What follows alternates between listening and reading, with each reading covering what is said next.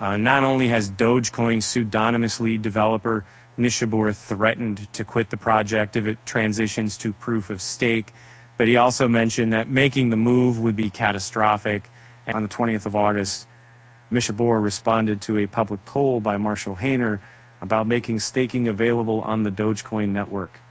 Although 60% of the participants voted against the possibility, Mishaboar did his part by explaining what cons the move might have. According to the developer, who prides himself on being a half-boar, half-man, Dogecoin's best bet was to stay put as proof of work, POW, project. He added that moving to POS would mean that Doge would be centralized and the network would underdeliver. Furthermore, he opined that the move cannot be sensible, using Ethereum as an example. According to him, the transition of the second largest blockchains has opened it up to problems with regulators. So he would want Dogecoin to completely avoid that. And for the pros of POS, Mishaboar mentioned that Dogecoin did not exactly need them. If this refers to false staking based on lending, then no. But the risk is too high unless you're an insider. There's a lot of big time, the inciting signets.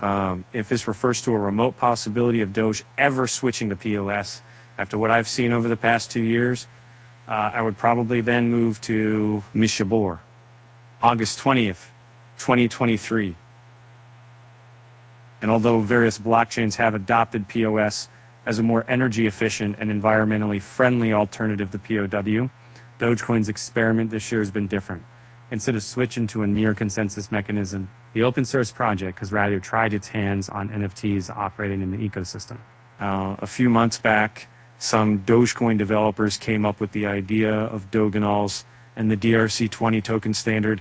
For context, Doganals came up as a similar project to Ordinals on the Bitcoin network. And rather than embedding data on Bitcoin's Satoshis, Doganals did it on Shides, the smallest unit of Dogecoin. At the height of its adoption, transactions on the Dogecoin network surpassed that of Bitcoin and Litecoin. However, Mishaboar was not the first Dogecoin developer to shut down talks of a POS move.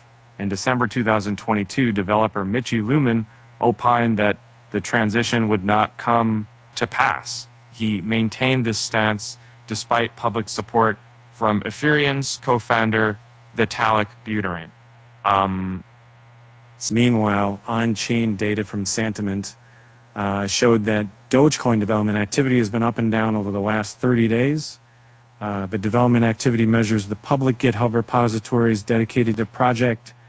Therefore, the inconsistencies with the metrics suggest that developers have been sometimes committed and sometimes not committed to upgrades on the blockchain. As per its 30-day circulation, Sentiment showed that it flatlined.